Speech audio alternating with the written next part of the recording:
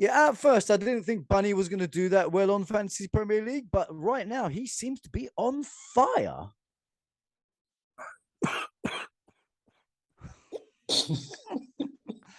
Hey, who's got an extinguisher? Quickly.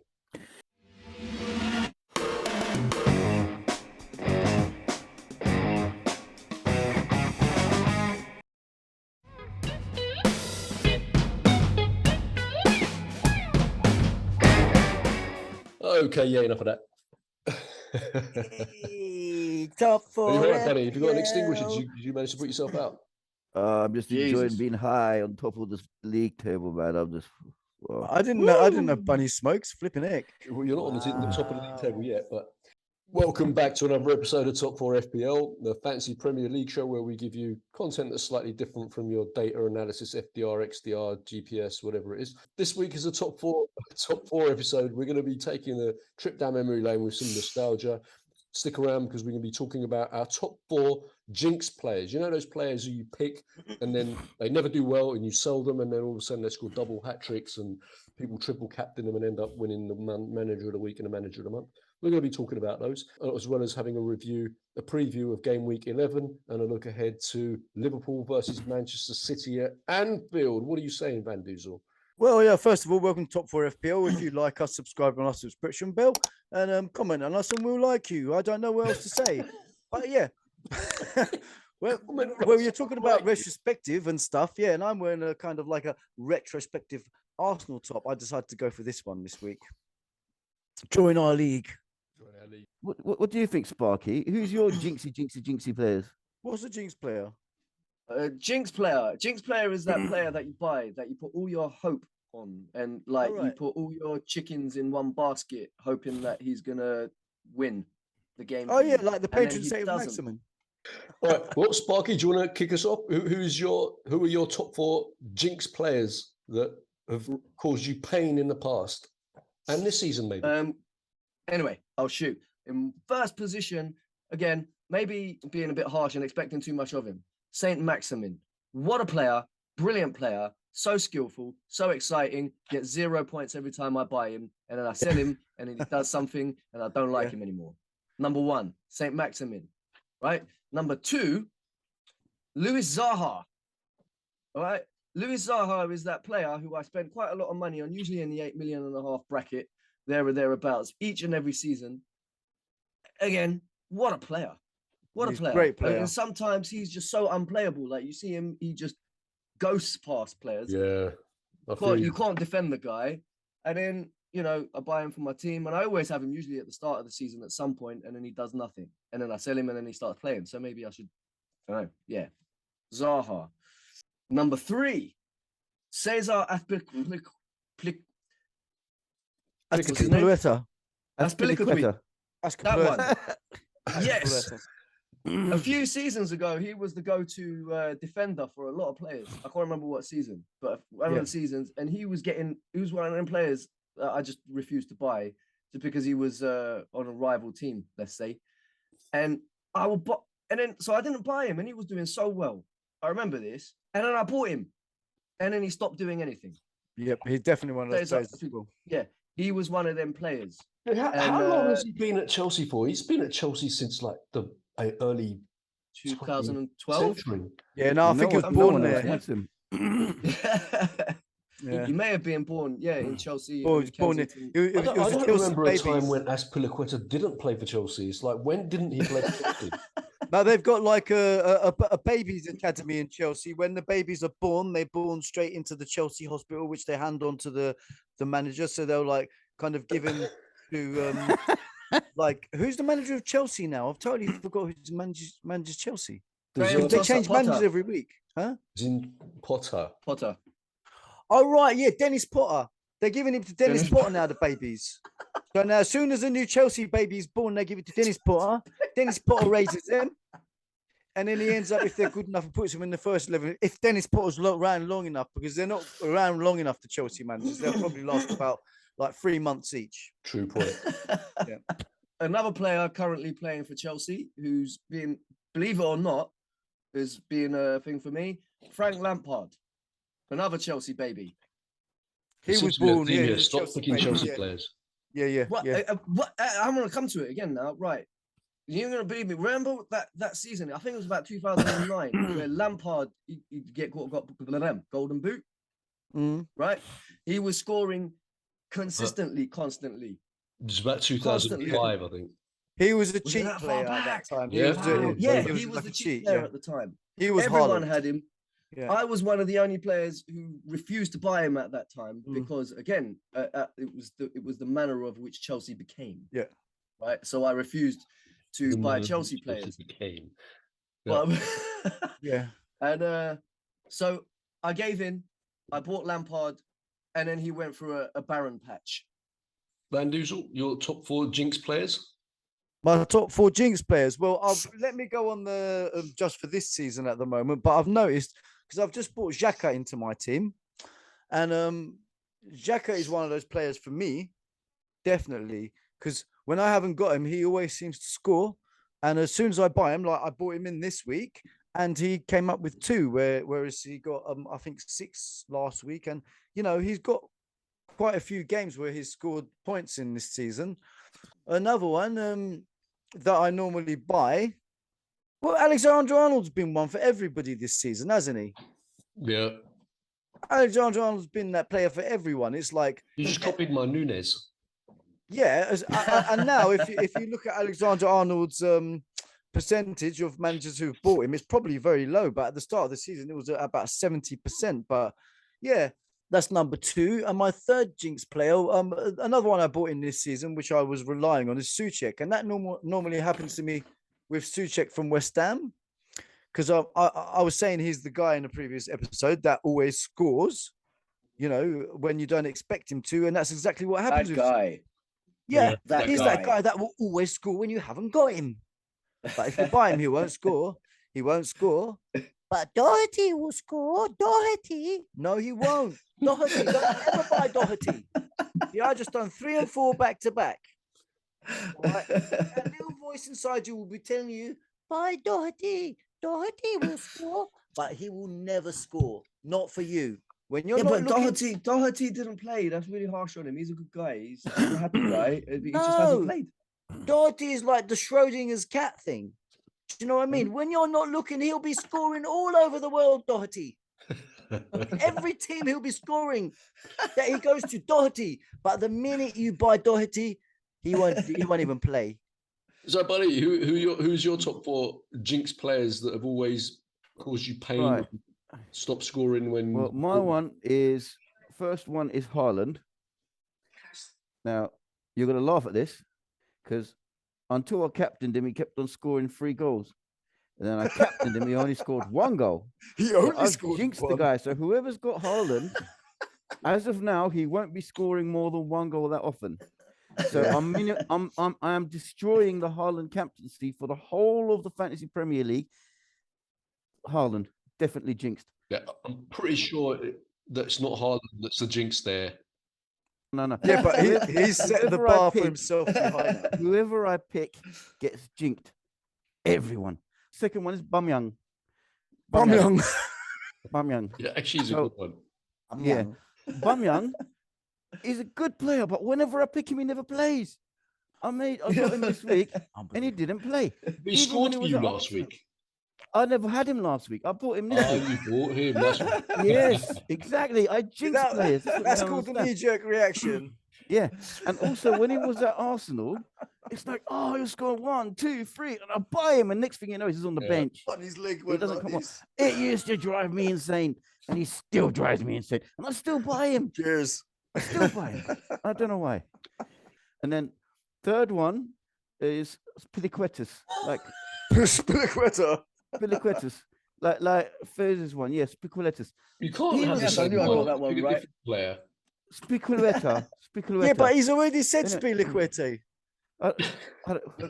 That means he gets 2 points. He gets a ×2. Last and foremost, I don't know what it is about Chelsea because people have this problem with Chelsea all the time. Alonso. Huh? Alonso. Alonso Before isn't he left- even in the league anymore. I know, but Your when past season. it's past season jinxes. He is one of my most jinxed players of all time. There seems to be a theme with Chelsea players. My top four, the player that's caused me the most distress playing fantasy Premier League is Romelu Lukaku. Anytime, Romelu. whether he was at Everton or whether he was at Chelsea, anytime I picked him, the guy went on a scoring drought. So it was kind of like a tactical move for me, being a Liverpool supporter. I'd just pick him whenever he started scoring. Yeah. Stop scoring. Makes sense. Yeah. That's a good pick. The other player, again, this time an Everton player, and I should stop doing that. But anyway, Tim Cahill. Tim Cahill used to score a load of goals. He was a phenomenal midfielder for Everton. And anytime I picked him, the guy would just stop scoring or he'd get booked and basically cause my team harm. So that's top four Jinx player number 2. Banduzel mentioned my number 3, Trent Alexander-Arnold. Basically, not just this season, but even in past seasons where he's been getting all those assists and scoring all those phenomenal goals. But when I pick him, it's just like minus points almost. We have more influence than you think over the Premier League results. Yeah. And then, does anybody remember Morten Gamst Pedersen? Of course I do. Blackburn Rovers, he was one of the best free kick takers on the planet. Not when I picked him, he wasn't. What a memory. No, Justin Bieber modeled his hairstyle off that footballer. When I picked Morten Gamst Pedersen, he would stop scoring. So these are the 4 players that basically would stop scoring anytime I picked them for my team. As Van Duzel said, if you've got your Jinx players, comment with them in the comments box below and ring that notification subscription. And we'll like you. Around the bell. So, looking ahead to game week 11, there's a little game going on at Anfield, Manchester City at Liverpool this weekend. And before we comment on that, has everybody made their transfers for game week 11? I always have. You have, all right. Let's have a look. Thunder Strikes game week team. Who did you buy this week? Anthony. Who did I buy this week? You bought Anthony. You harvested an Anthony. I harvested an Anthony. Guys, if my player of the week wasn't Scamacca, it would have been Anthony. I think if you're looking at Man United players, there's a big range of players to look at. My favorite is Anthony at 7.5 million. I think it's somewhat of a bargain. I don't think he's quite started yet. I put him in the same bracket as Scamacca. Anthony, yeah, definitely a good bet. Let's see how many managers have got him in their team. Not bad, 7.5%. Obviously, and he's got 4 names. He's got 4 names. Got more names than everybody else in the Premier League. Anthony, Mateus, Dos, Santos. So I've made my transfer this week, and I've brought in the player that Grulesh was taking the piss out of a few weeks ago, and Grulesh wishes he was as good as this player this season. Scamacca. And that's Almiron. Oh, Almiron. I almost bought him in as well. He's a good price. 5 million, isn't he? I almost bought him as well, yeah. This is, we said at the beginning of the season that Son was a happy player. Almiron, there is no player that's happier than Almiron. This player is just basically a smiley face. He's a smiley face. Yeah. He's just a walking, talking, football playing, goal scoring, assisting, smiley face. He's got quite a small face as well, hasn't he? Yeah, he's got a small smiley face. Very small face. He deserves to be in my team.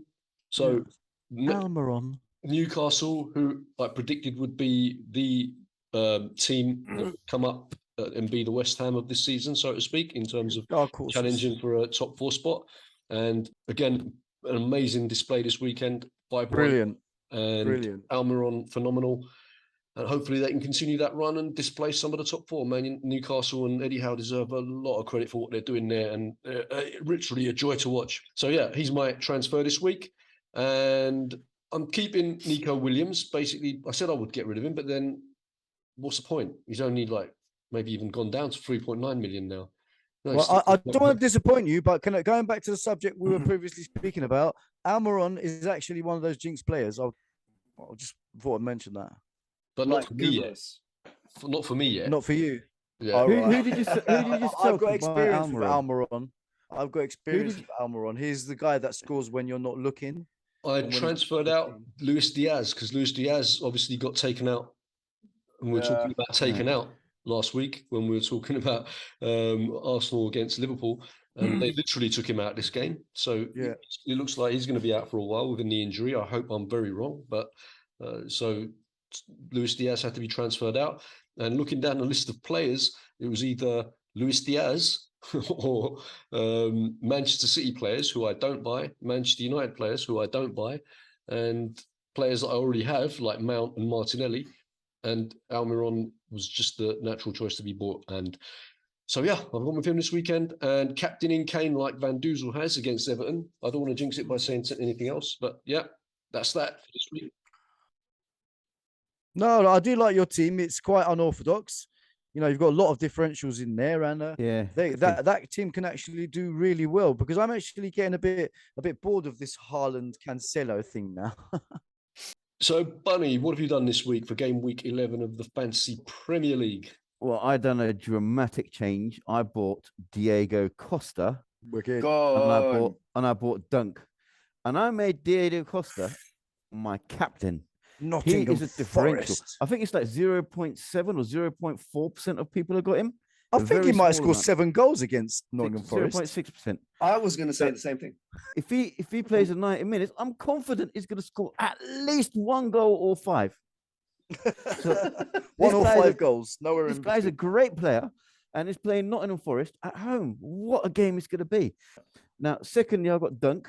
The reason I got Dunk, I got rid of White. I wanted to mention it earlier, and I didn't, because I wanted to wait for my team coming up. Because something you guys, I think, don't realize is in 2 weeks' time, not this week, the week after, there's no Arsenal-Manchester City game. It's cancelled. So hang on a second. Did you make 2 free transfers this week? Or have you got -4? I got -4. Okay. But so I've kind of prepared myself for not this week, for the week after as well. So, Sparky, what have you done with Nunes theory for game week 11? Right, for game week 11, all I've done is split hairs over what the bloody hell I am going to do, because it seems like half my team is injured again. Yeah. I'm having the same problem. I feel like Jurgen Klopp all of a sudden. So what I have done... making excuses, you mean? Yes, that's exactly what I'm going to do. I bought in Ease, as I mentioned in the previous episode, as an honourable mention. Easy for Crystal Palace. Easy. I brought him in for one of my other Chelsea Jinxie players. I brought him in for, because I had Sterling in for 3 weeks, I think, and captained him to no avail again. So I got rid of him, saved myself like 500 bit millions, and bought in Ease, and he's looking good. And the thing about Ease is he's got 2 games, well, the next 3 games, 2 of them are against like the bottom 3, I believe. Yeah. So he's got a good run of games ahead. So that was a good bit of money saved, I reckon. I think I'm a bit of a genius here, if I keep saying that. But I'm not. He also has one of the most original names on the planet, like Eberici. I think he's the only person called Eberici in the world. Have you ever known an Eberici? No, never. So he's my transfer for the week. But now I've got a bit of a conundrum, dilemma, stroke problem with Luis Diaz, Zinchenko, and Kane. But then I think Zinchenko will probably be back. Kane will probably be back. Not that he went anywhere. But Luis Diaz is a bit of a thing. So I may have to take a -4 this week. So, a massive game this weekend. Liverpool, Manchester City at home. Luis Diaz injured. Basically, the rest of Liverpool's team shit. Manchester City doing what they've been doing for the past few seasons. In previous episodes, I said that Haaland coming up against Van Dijk would be a massive test for him. Cannot wait. Not so sure now. The way Liverpool have been playing, complacency. Yeah, I don't know. I think it's going to be with Luis Diaz not on the pitch now. I really don't know. It's going to be like probably what happened to Manchester United when they played Manchester City. I was thinking something like that as well. Sorry, guys. I know you support Liverpool. Yeah. 7-2 Manchester City. No, I think I'm it's not going to be laugh too hard. 15-6 to Liverpool. 7. My lucky number's 7. I really think Liverpool are in a bad place. It doesn't matter what I think they are, whether I think that or not. They're in a very bad place.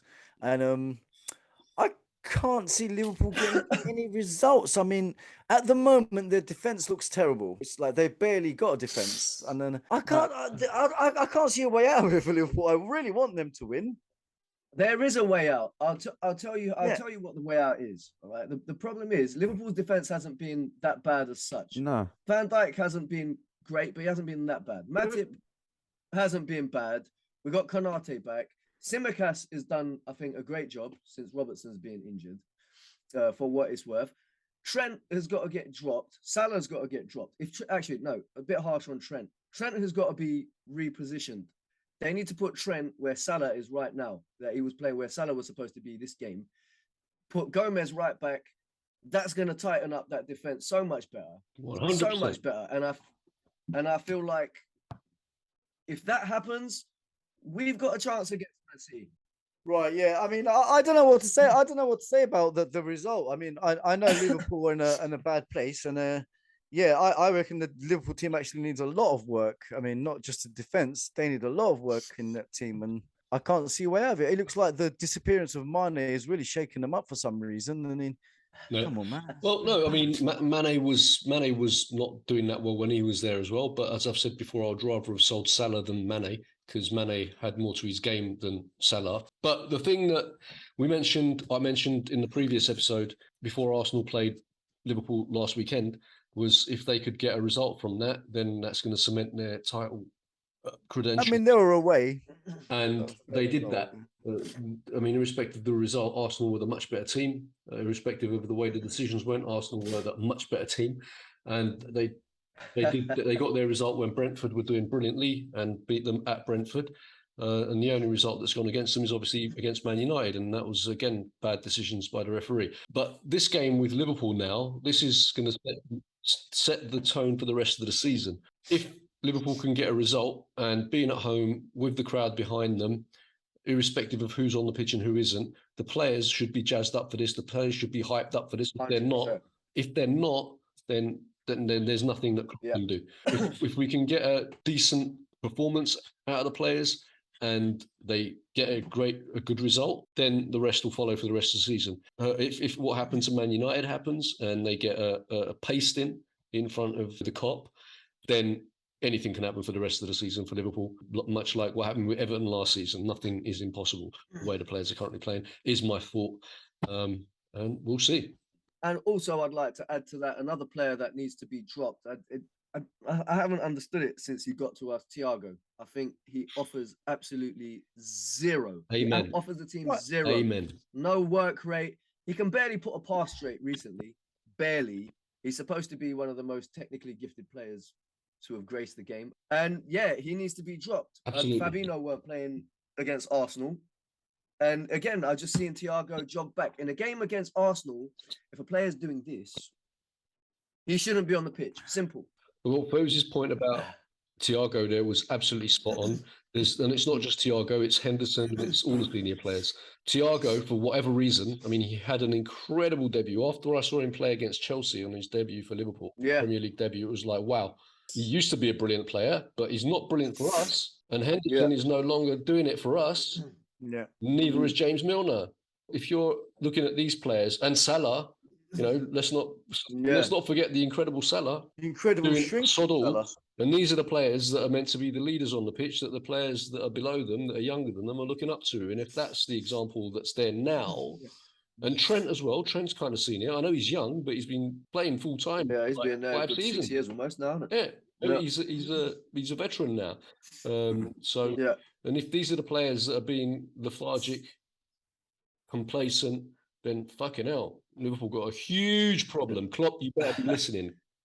Yeah, you should be listening to us, Klopp. Anyway, also another great game that we should be looking forward to. Man United, Newcastle. Predictions for that one? Man United 4, Newcastle 2. Newcastle will beat Man United 2-0. Mark my words. Yeah, I'm normally if it was at St. James's Park, I'd say it'd be like a good 2-2, 3-3, something, a scoring draw. But Old Trafford factor 3-1, Man United. Yeah, I think Newcastle will play them off the park, but VAR and the referees will give it to Manchester United. That's what's Yeah, gonna I think happen. That's my if they let Ronaldo play, I think Newcastle should be afraid. If Ronaldo and Anthony are on the pitch together for 90 minutes, that's going to be scary. Yeah, definitely. If Ronaldo plays, Man United will definitely get 2 penalties.